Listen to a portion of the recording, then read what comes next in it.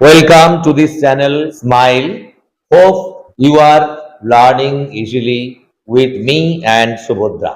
Today's class is going to be very important because I have decided to discuss adjective phrase. Adjective phrase তোমরা কি করে বুঝবে যে adjective phrase? Phrase কথাটার অর্থ নিশ্চয়ই তোমাদের এখন মাথার মধ্যে ঢুকে গেছে যে ফ্রেজ আসলে জিনিসটা কি। তবুও আমি একটু আলোচনা করে দিই। ফ্রেজ মানে হচ্ছে একের অধিক শব্দ, যেটাকে আমরা বাংলায় শব্দগুচ্ছ বলি। গুচ্ছ মানে নিশ্চয়ই জানো দল, সমষ্টি, একসাথে অনেকগুলিকে একসাথে আমরা গুচ্ছ বলি। তাহলে এখানে শব্দগুচ্ছ, একের অধিক শব্দ বসবে পাশাপাশি এবং সে একটা নির্দিষ্ট অর্থ প্রকাশ করবে। এই ধারণাটা থাকলেই ফ্রেজ সম্পর্কে তোমাদের ক্লিয়ার একটা আইডিয়া হয়ে যাবে। ফ্রেজ কোনো ভারী কিছু নয়, একেবারে সহজ সরল একটি জিনিস, একটা টপিক গ্রামারের, কোনো মাথায় চাপ নেওয়া দরকার নেই, ভেরি সিম্পল জিনিস। এবারে তোমার সেন্সটাকে বুঝে নাও যে এটা কিসের মতো ব্যবহার হচ্ছে। আমরা আজকে শিখছি কি অ্যাডজেক্টিভ ফ্রেজ। তাহলে তোমাদেরকে এটা বুঝতে হবে একের অধিক শব্দ থাকবে আর সেই একের অধিক শব্দগুচ্ছটা অ্যাডজেক্টিভের মতো ব্যবহার হবে। অ্যাডজেক্টিভের যা অর্থ তোমরা এটা নিশ্চয়ই জানো, অ্যাডজেক্টিভের কাজ কি?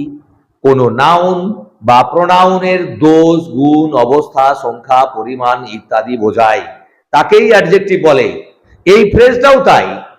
এই ফ্রেজটাও দেখবে কোনো নাউন বা প্রোনাউনের দোষ, গুণ, অবস্থা, সংখ্যা, পরিমাণ ইত্যাদি বোঝাবে।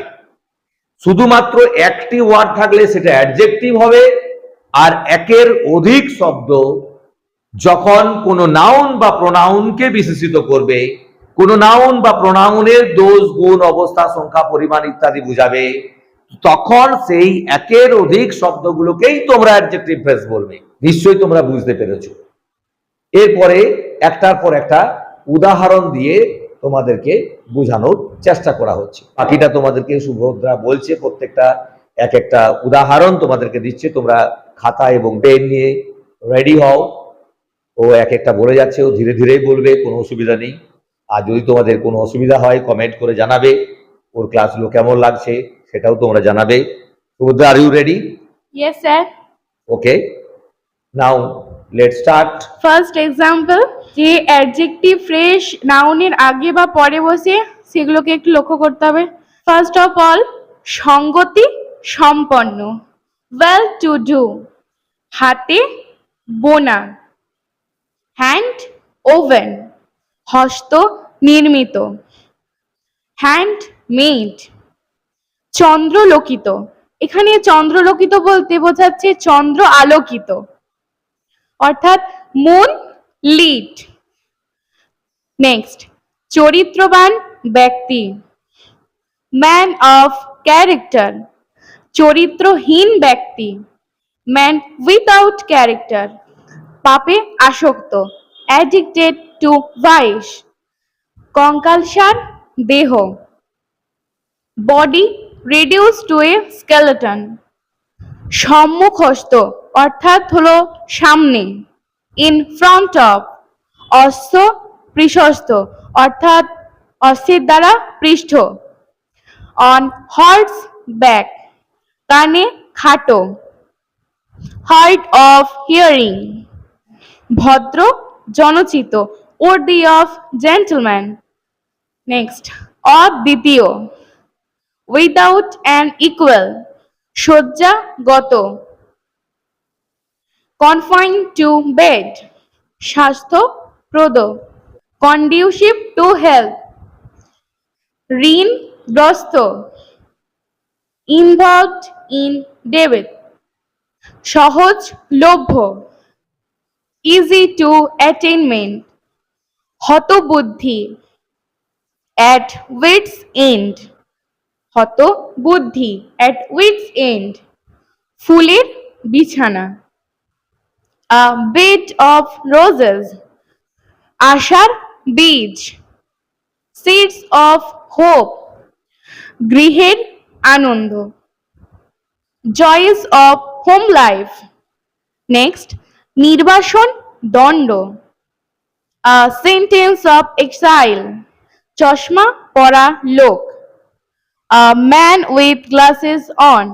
নেক্সট, নিষ্কর জমি, ল্যান্ড ফ্রি অফ রেন্ট, অজ্ঞানকৃত অপরাধ, an offence due to ignorance. Next, অর্ধবয়সী লোক, a man of middle age, জনাকীর্ণ, টিমিং উইথ পিপল, মধুর মতো মিষ্টি, মধুর মতো মিষ্টি, as sweet as honey, as sweet as honey.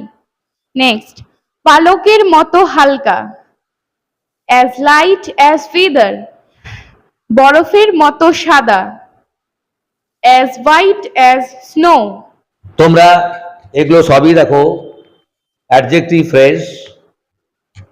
এখানে কম্পেয়ার করা হচ্ছে কিছু কিছু ক্ষেত্রে, সেগুলোকে আমরা ডিগ্রি হিসাবে ব্যবহার করি। এখানে অনেকগুলো সম্পর্ক জড়িয়ে আছে, কারণ তোমরা নিশ্চয়ই জানো যে যখন আমরা কোনো কিছুকে কম্পেয়ার করি তখন আমরা অ্যাডজেক্টিভেরই সাহায্য নিই। অ্যাডজেক্টিভ অফ ডিগ্রি বলা হয় সেটা। এই যে তোমরা ডিগ্রি চেঞ্জ শিখেছো, ক্লাস দেওয়া আছে, তোমরা দেখে নেবে যে কিভাবে ডিগ্রি চেঞ্জ হচ্ছে। এখানে দেখো সেটাও কিন্তু রিলেটেড। এখানে হোল কনসেপ্টগুলো আমরা ফ্রেজের মধ্যে পাচ্ছি।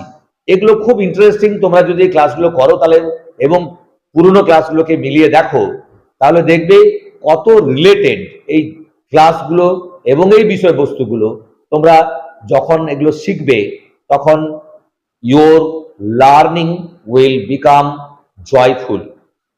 Okay, hope you have clearly understood what Subhadra discussed, and above all, I discussed it at the very beginning. তোমরা এই ক্লাসগুলো খুব এনজয় করছো এবং তোমরা সুভদ্রাকে এনকারেজ করার জন্য আরো অনেক অনেক লাইক করো, কমেন্ট করো। আর তোমরাও যদি ওর মতো ক্লাস করতে চাও তোমরাও কমেন্ট করে জানাবে, তোমাদেরকেও ডেকে নেব, তোমরাও সমৃদ্ধ হবে। এটা একটি বৃহৎ পরিবার। আমি তোমাদের প্রত্যেকটা ভিডিওতেই আগে বলেছি যে এটা কারো ব্যক্তিগত চ্যানেল নয়, এটা হচ্ছে আমাদের সবার চ্যানেল। সবাই আমরা এই চ্যানেলকে ভালোবাসি এবং আমরা মানুষকে মানুষের জন্য কাজ করব, সবার জন্য আমরা কাজ করব। সেই মানুষের সাহায্যের স্বার্থে আমরা এগিয়ে যাব।